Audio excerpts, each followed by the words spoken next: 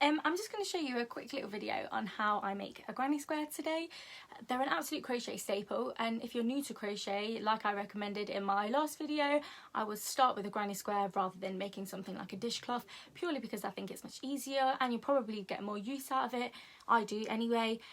They can be used for so many things, including patchwork blankets like the NHS one I made quite recently, and also clothes. So for example, with cardigans like this, they are made out of two hexagons that I would call like a granny square hexagon, and they're in two parts. So if you can see more from the back, it's like two separate parts stitched together. So they're an absolute essential for dressmaking, if you like this sort of style, and lots of other things. So I hope it's helpful for you, and let me know how you get on. Hi guys, so for my first ever tutorial, please be nice, I'm going to show you how I make a granny square. So this is a really diddy one, just round one to show you how it works, and then I'm also going to show you how I change colour. So make sure you've got two different colours, a hook. This nice pretty one is from a place called Pedro's Plaques. They have Instagram and Etsy, so make sure to check them out. Some scissors and a darning needle. Now a few people are not too sure about these and why they're different to just your normal sewing needle. These are a lot thicker and just means you can get through your crochet to stitch in the ends. These are a staple, so if you haven't got any, head to Amazon and grab some. So we're going to start by making this. I'm going to start with the colour yellow. You need to find your end and do a slip knot. Now I'm just going to show you quickly how to do this, but if you need a slower video, head over to YouTube and they'll be able to show you easier ways to do this if this one doesn't work for you, as there's a few different ways to do a slip knot. So if you put the wool over your finger, cross it like this to make this sort of loop, over again. Now you've got a V on your finger, grab the back loop, pull it over and pull it, and there you go, you've got your slip knot, and then you just pop your hook through that and pull it here. That's nice and tight. So I start mine by chaining 4. 1, 2, 3, 4. Now some people will start with chaining 6. I just prefer to chain 4, purely because I don't like to get a big hole in the middle of my crochet. Now you might prefer to do a magic ring or a magic circle to start this, but I've read a lot of things and people have a lot of problems sometimes with when you wash an item of clothing. If you started with a magic ring, it can come undone, so just bear that in mind. So I'm going to slip stitch into the first chain to create this little loop, and I also pull it a little bit to make sure that I've got the middle and I'm not going into a chain. Now I'm going to chain 3. 1, 2, 3. Now this end I know annoys some people, so if you want to work over it, just hold it out the way and stitch it in at the end. Try not to worry about it too much. So I'm going to wrap around, go in the middle, grab the yarn. Now I've got 3 loops on my hook, wrap around again, go through 2, and wrap around again, go through 2. Now my chain actually counts as my first treble. So this is my second treble, and we're going to make a group of 3. Just going to do one more, wrap around, go through the middle, grab the yarn, wrap around, go through 2, wrap around again and go through 2. Now I just make sure I pull mine a bit to keep them all nice and tight together. So there we go, we've got 3 trebles and that's my first group. Now I'm going to chain 3, but this time this is not a stitch. This counts as actually the gap that I'm going to use for the corner. So there's my chain 3. I'm going to wrap around and I'm going to do 3 trebles again in the middle, not including that chain I just did.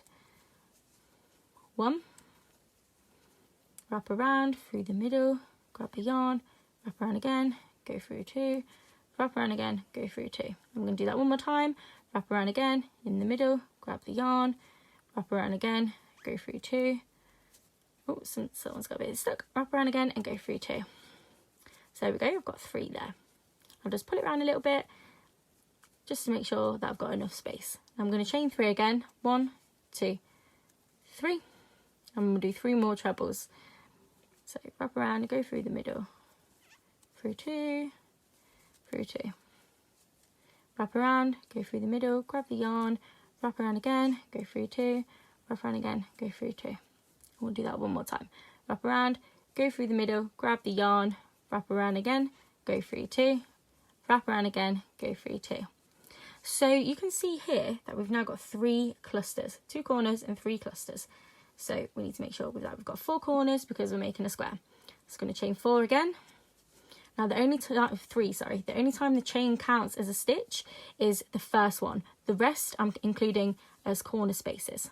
So chain 3, wrap around again, go in through the middle, grab the yarn, wrap around again, go through 2, wrap around again, go through 2. I'm going to wrap around again, through the middle, grab the yarn, wrap around, go through 2.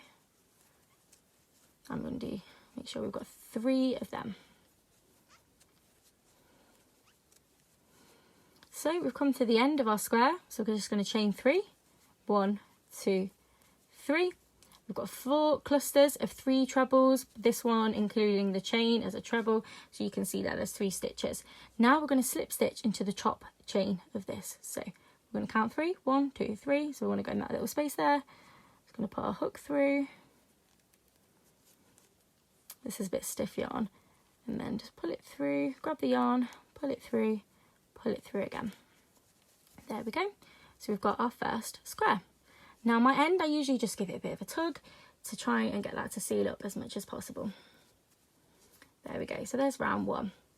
So for round 2, what we're going to do is chain 3 again.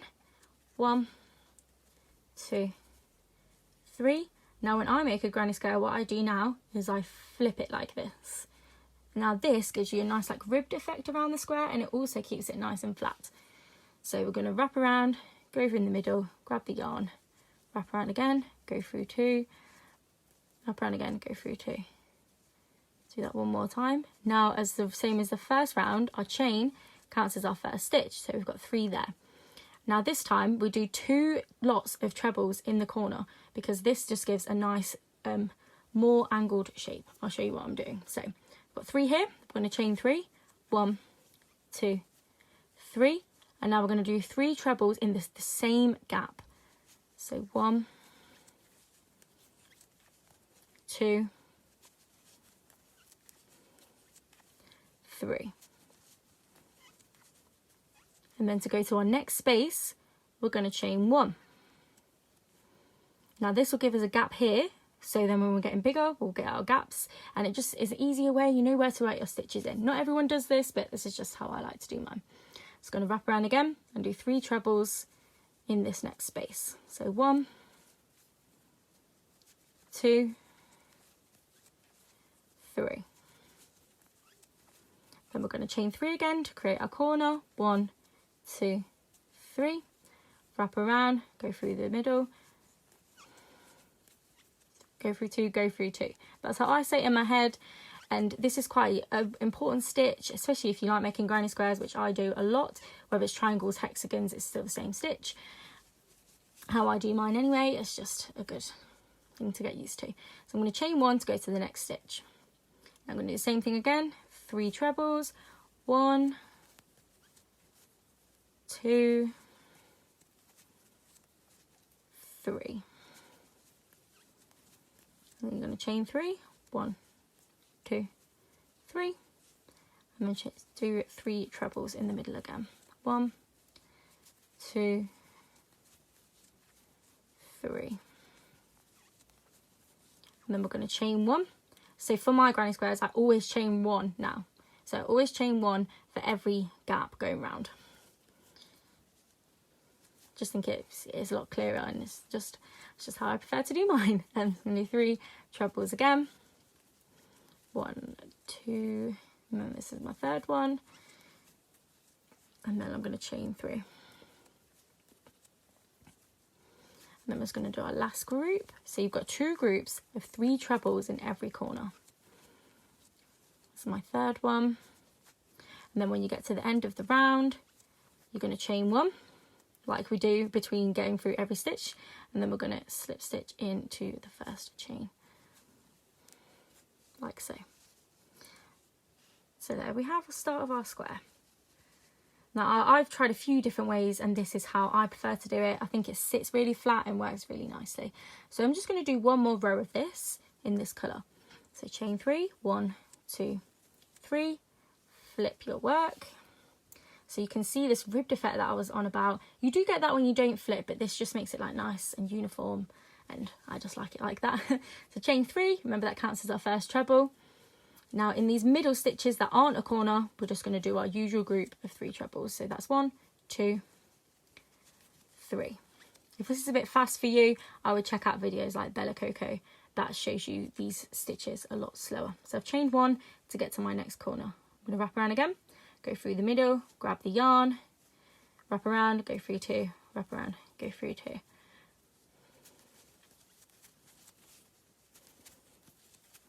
Then I'm going to chain 3 again because I'm at a corner. 1, 2, 3, and then do 3 trebles for to finish at this corner. Then I'm going to chain 1 to get to my next stitch, which isn't a corner, so I just do 3 trebles. 1, 2, 3. I'm going to chain 1, and then I'm going to do 2 groups of 3 trebles and chain 3 in the middle of them. So 1, 2, 3, chain 3, 1, 2, 3, and then 3 trebles.